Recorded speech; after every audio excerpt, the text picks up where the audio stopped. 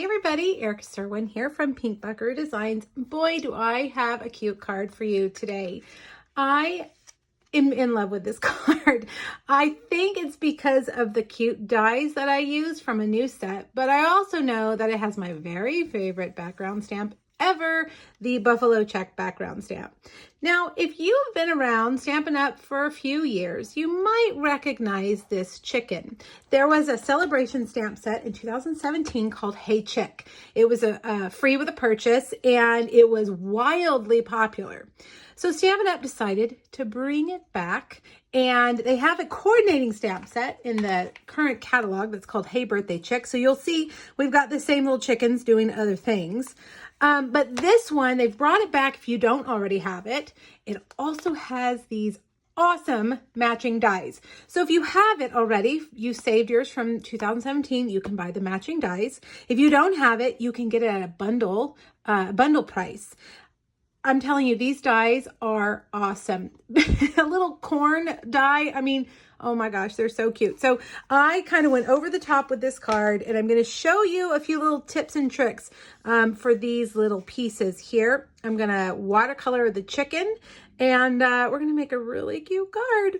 All right, let's get started. You'll notice here on the background, I've got some watercoloring, and that needs to dry. So we're going to do the watercoloring first. This is a stitched scallop rectangle that I cut from our watercolor paper. It's the largest die in the sweetly stitched die set. Then I've got another piece of watercolor that I'm going to stamp the chicken on. I'm using watercolor paper. I chose to use watercolor. You can use Stampin' Blends. You can use watercolor pencils, whatever you want.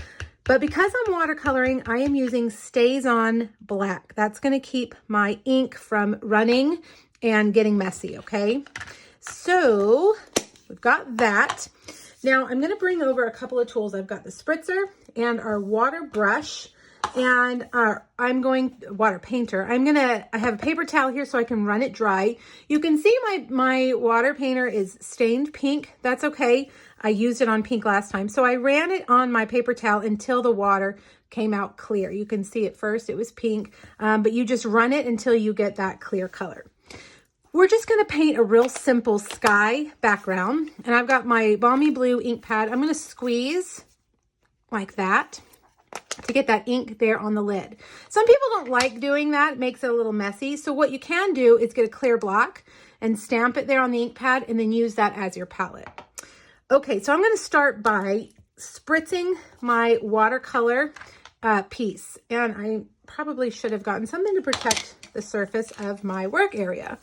This is just water, and I'm just going to spritz it to kind of prime it and get it ready for that watercolor that I'm now going to take and put on. I'm going to squeeze out some water from my water painter, going to swish it all around, and then I'm just going to kind of add color. There's no right or wrong way to do this. You just want to kind of put it on so that it's abstract, all right? And that's it. That's all. Now I have another project coming up. You can find it on YouTube or on my blog where I actually paint the sky and the grass in this manner if you're interested in learning about that. Now I like to also wipe that out so that the water doesn't get down onto the ink pad. Yes, it's messy, but it's fun. Okay, so we're going to set that over here, let it dry, and we're going to paint the chicken. This time I'm going to go really, really light. So I'm not going to prime my chicken piece with my spritzer. I'm going to run my water painter until I get all that blue out. And let's see if I can get that water to come out. There we go. Kind of have to twist it to work with the pressure. And once you get that pressure right, that water will squeeze out. This time we're going to use crumb cake. And I'm going to go very, very light. See how I went really light? All right, so I've got a little bit there. I'm just going to prime it this way with my water painter, just putting a little bit of water on there. All right, I'm going to squeeze some water into here. I don't want it too drippy wet, but just a little bit so that that will kind of run up into the rest of my chicken like that. I really want it very, very, very light up here on the top. All right, and you can kind of, he would be darker down here towards the ground. So I'm just going to add a little bit there and maybe just a little bit under his wing for the shadow. All right, and that is it. We're going to stop. Don't keep going. You'll say, I went too far. Okay, now I'm going to let that sit and dry. And in a little while, I'm going to take my red Stampin' Right marker and just color in that comb and his wattle. But we'll wait for that to dry. Let's do the rest of the card. We've got a lot of other things to do here while those dry. Let's go ahead and do our background. And I mentioned that this is the Buffalo Check background stamp. And this is my Stamparatus. And I have to tell you that I have extra plates for my Stamparatus.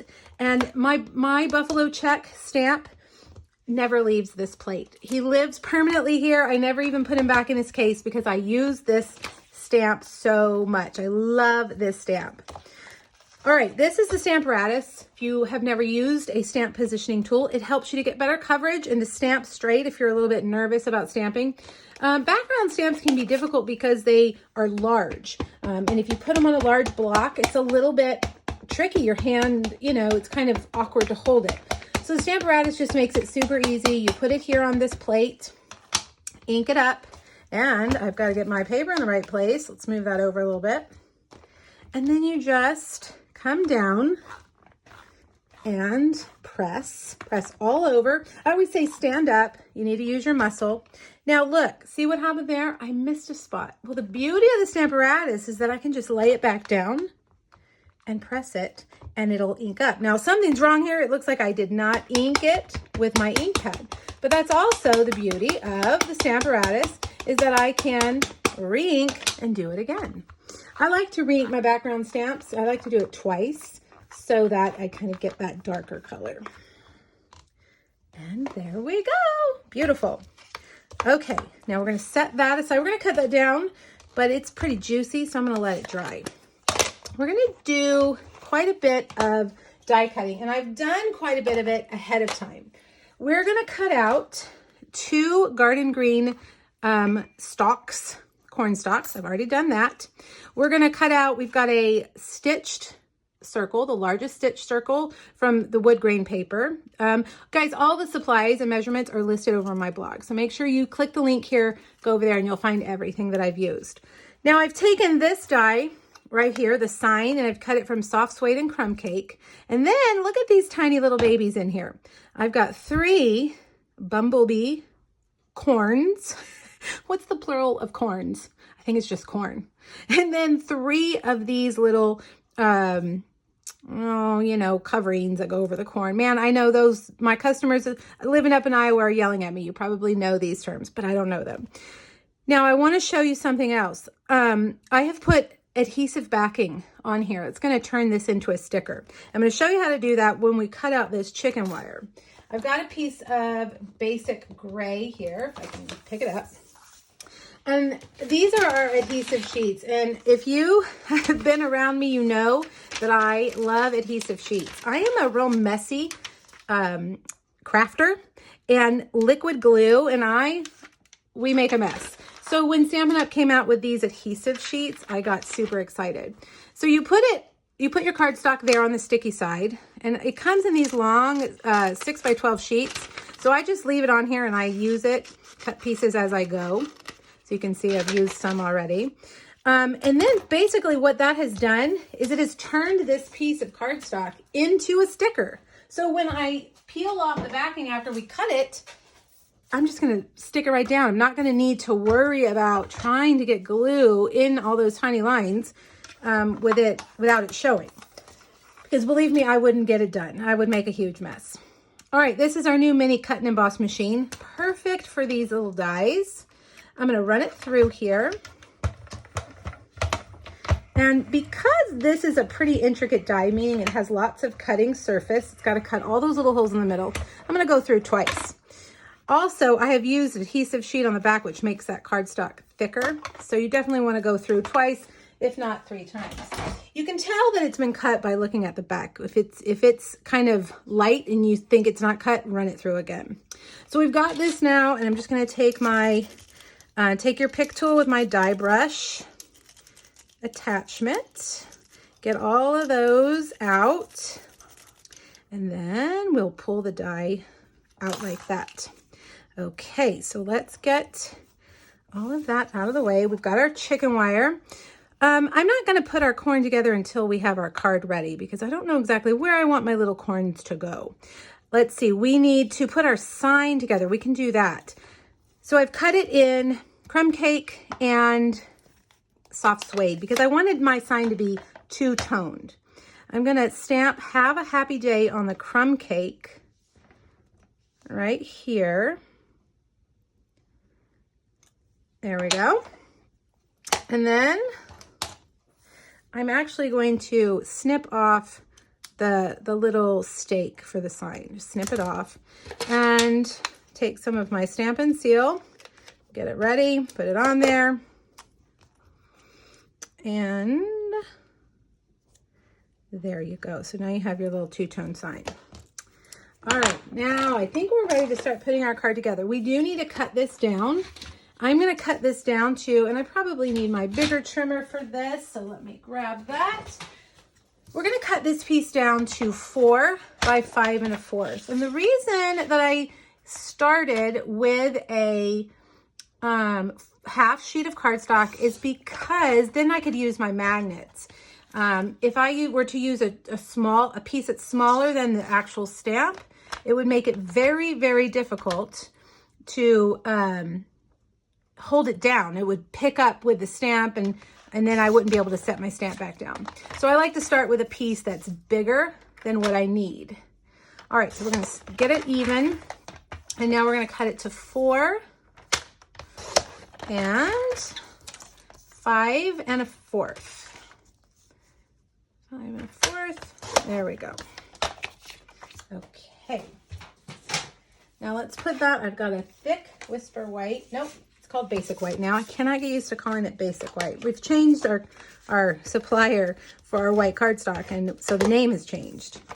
Thick Basic White card base. I'm gonna put that there.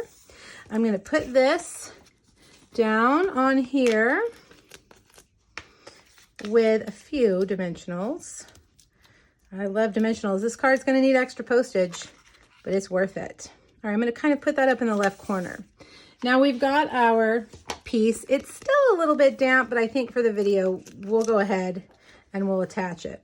Now, because I have dimensionals on this, I'm gonna put dimensionals in the 3 corners here. That way it'll be even kind of with that circle. And then I'm just gonna put a little bit of regular adhesive there. And I'll put it like that. Let's see, how far up do I wanna go? There we go. Look how the water ran, isn't that neat? Very pretty. All right, now let's come back to our chicken. We're gonna need to cut him out. And I told you I was gonna just take my Stampin' Write marker and color in. This is called his wattle and his comb. If I remember when I was a kindergarten teacher and we learned about the turkey during Thanksgiving, I believe that's what we called it. Maybe it's different, but I don't know. All right, little bumblebee marker for his beak. Now the reason I used my Stampin' Write markers here is because it is, I'm looking for my die, here it is because it's got that fine tip end, really fine tip, like a pin, and because those are such tiny little spaces, I needed to make sure that I colored it correctly, and I had much better control there. Okay, let's see if I can get this on here without it moving. Run it through our little baby. Pull that up, and voila, there he is, super cute. All right, now let's start with, no, we're gonna start with our corn. I'm gonna peel off that backing. I did these pieces the same way that I did my chicken wire, okay? So I'm gonna put this one kind of high and this one a little bit lower. We don't want them identical. Although corn would be identical in the field, wouldn't it? I'm gonna cut off just that bottom section right there and put it like that. okay? Now, I did not put adhesive on the back of the corn, but I did put adhesive on the back of the little green part that goes on the corn. You know, I really should look up these terms before I make a video. Who knew I would need to know the names of corn plant for stamping? I bet some of you out there know it. Please forgive me if I have said the wrong terms for any of these things. Now, I could tell you the name of every color that we have in every paper, but not necessarily every, you know, farm thing. All right, now I did put adhesive on the back of these because I knew that would be a little bit tricky. So this goes right here over the yellow part. And this one, you know, these, as I'm peeling, they look kind of like tulips. I wonder if you cut these out from colored cardstock, if you could make these into tiny little tulips. Oh, where did it go? Right here, sticking to me. See, I used Tombow just a tiny bit and I've already got it on me. Me and Tombow, we stick together. Oh, bad jokes. I'm sorry. Okay, there we go.